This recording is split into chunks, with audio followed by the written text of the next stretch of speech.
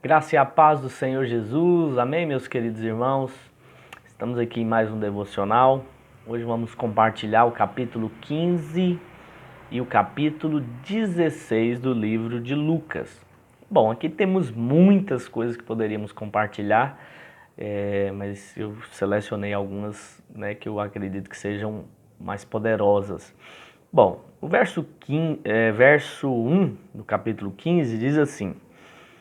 É importante você entender isso aqui, porque depois Jesus vai falar 3 parábolas e você precisa entender que é para esse mesmo público, ok? Nós vamos nos deter só em uma. Olha só, aproximavam-se de Jesus todos os publicanos e pecadores para o ouvir. Esse é o primeiro grupo, os pecadores e publicanos.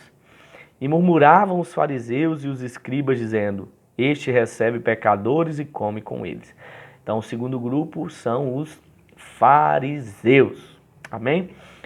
Aí Jesus fala, ele conta a parábola da ovelha perdida, que um homem tinha 99 ovelhas, uma se perdeu, ele foi atrás da uma, quando resgatou essa uma, houve júbilo, houve festa.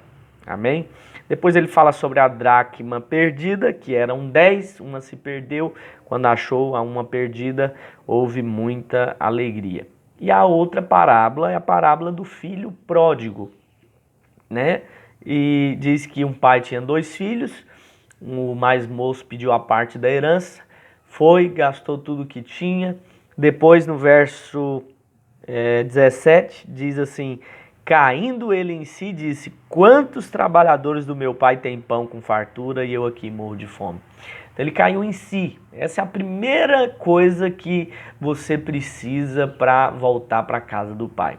Você precisa cair em si de que na casa de Deus há muito mais pão, há muito mais alimento, há muito mais fartura do que no mundo. Amém? Ele foi, gastou tudo que ele tinha com meretrizes, prostitutas, Mas aqui agora ele cai em si e percebe a bobagem que ele tinha feito. Aí ele decide voltar para o pai. Quando ele decide voltar para o pai, no verso 20, diz assim: Levantando-se ele, foi para o seu pai. Vinha ele ainda longe quando seu pai o avistou e, compadecido dele, correndo, o abraçou e o beijou. Então, é interessante que o pai, aqui, ele é uma representação do próprio Senhor Jesus. E esse filho pródigo, aqui ele está falando como sendo os publicanos e pecadores. Que Jesus estava ali para abraçá-los, para beijá-los. E o Senhor, quando viu, abraçou, beijou. Verso 22 diz: E o pai, porém, disse aos seus servos: Trazei depressa a melhor roupa, vestiu, ponde-lhe um anel no dedo e sandália nos pés. Bom, talvez você não saiba disso, mas pôr o anel no dedo, o anel do dono da fazenda, era como se ele estivesse dando acesso para ele comprar o que ele quisesse.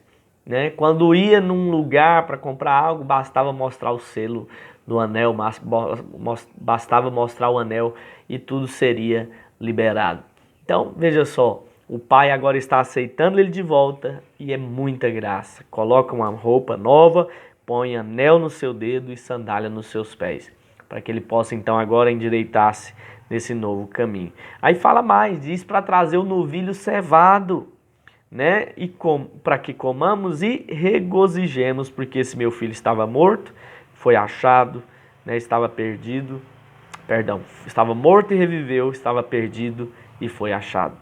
Mas aí, Jesus agora fala a outra parte da parábola, que é a parte dos fariseus, E ele fala que o filho mais velho estava no campo e quando ele volta, ouve o barulho da festa e ele fica ali enciumado.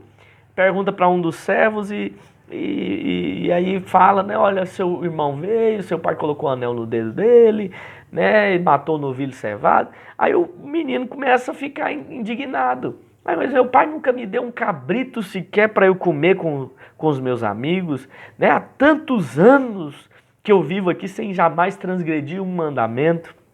Ou seja, ele se achegou confiado na sua própria justiça. Mas o pai o que respondeu? Verso 31. Então lhe respondeu o pai: Meu filho, tu sempre estás comigo, tudo que é meu é teu. Entretanto, era preciso que nos regozijássemos e nos alegrássemos, porque esse teu irmão estava morto e reviveu, estava perdido e foi achado.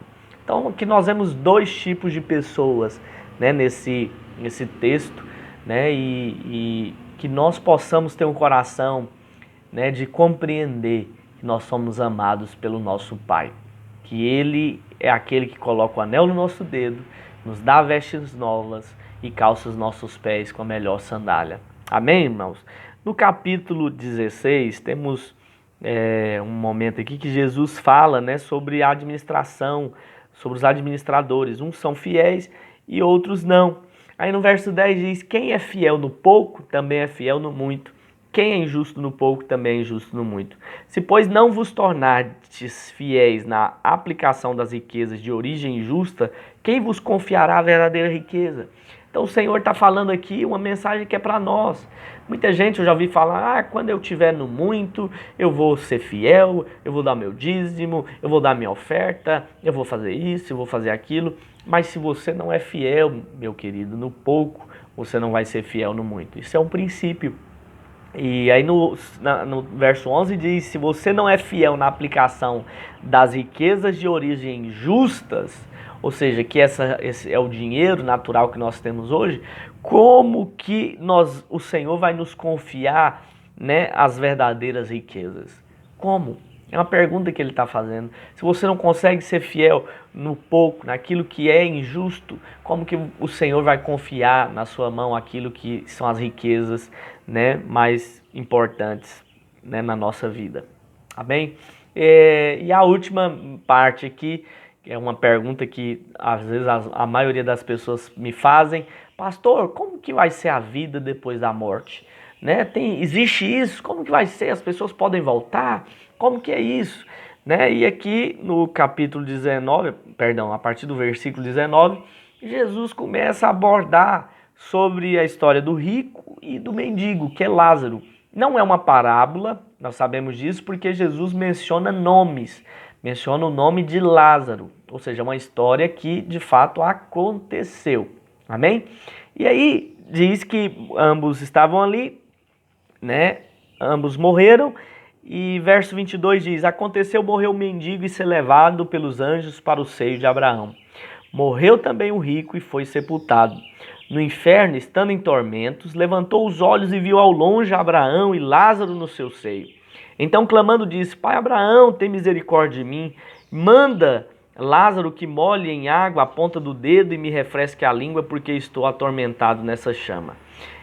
Então, ele estava ali num tormento terrível. Né? Ele estava em corpo, porque ele sentia calor, sentia sede. Ele, de certa forma, lembrava também dos seus familiares.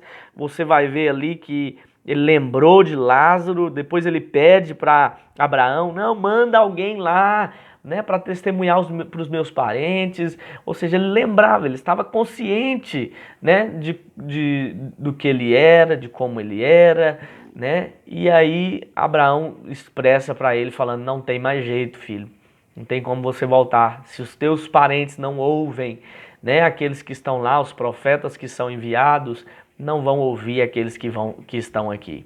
Entende? Então, é interessante o que eu posso ver aqui é o clamor dele, né, pelos seus irmãos. É o clamor dele pela sua família, uma vez que ele estava ali no inferno. Lázaro, que era o mendigo, estava num lugar chamado Seio de Abraão. Nós chamamos também de paraíso, né? Porque é nesse lugar que nós acreditamos que nós vamos ficar ali até que haja um julgamento. Amém? E aí ele estava ali naquele tormento e ele clamou. Sabe uma das coisas que eu fico preocupado? Porque às vezes no meio da igreja não existe um clamor que há no inferno. Porque se houvesse o clamor no meio da igreja para conversão de vidas como há no inferno, nós já estaríamos provando de um grande avivamento, meus irmãos. Porque ele clamava, e ele pedia, e ele chorava, porque ele se preocupava com seus amigos e com seus familiares. Que nesses dias o nosso coração esteja inteiramente motivado para orar em função dos nossos amigos, dos nossos familiares, crendo que existe favor de Deus para a vida deles. Amém? Tenha um dia abençoado e seja edificado com essa mensagem.